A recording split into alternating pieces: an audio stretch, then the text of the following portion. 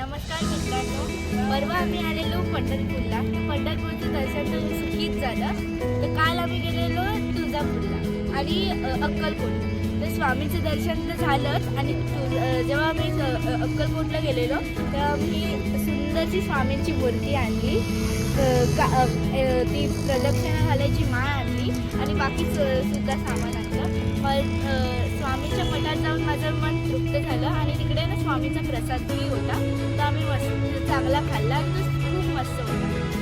आणि आता आज आम्ही चाललोय महालक्ष्मीला. तर महालक्ष्मीला हे कसं जाते चला तुम्ही सुद्धा कोल्हापूरला महालक्ष्मीचं दर्शन. स्वामी समर्थ जय जय जय हरी. माझी मुलगी आर्या हिच्या समोर आणि परिवारासमोर दर्शनाला आलो होतो आम्ही. पंढरपूरचं आमचं दर्शन झालं. त्याच्यानंतर आम्ही याला तुळजाभवानीला गेलो होतो. तुळजापूरचं पण सुद्धा आमचं दर्शन छान प्रकारे झालं. काल रात्री आम्ही अक्कलकोटला गेलो होतो. तिथे स्वामी समर्थांचं सुद्धा दर्शन झालं आणि प्रवाससुद्धा सुरेख झाला. आता ह्याच्या पुढे आम्ही चाललो आहे महालक्ष्मीला कोल्हापूरला. महालक्ष्मी कोल्हापूरचं आज आपण दर्शन घेऊ आणि त्याच्यानंतर रात्री आपण परतीचा प्रवास पुन्हा करू. तर आपण पुन्हा सुरैः पूर्वमभीष्ट संश्रया तथा सुरेन्द्रेण दिनेषु सेविता करोतु सानः शुभहेतुरीश्वरी शुभानि भद्राण्यभिहन्तु चापदः. महालक्ष्म्यै नमो नमः. ॐ विष्णुप्रियायै नमो नमः. ॐ धनप्रदायै नमो नमः.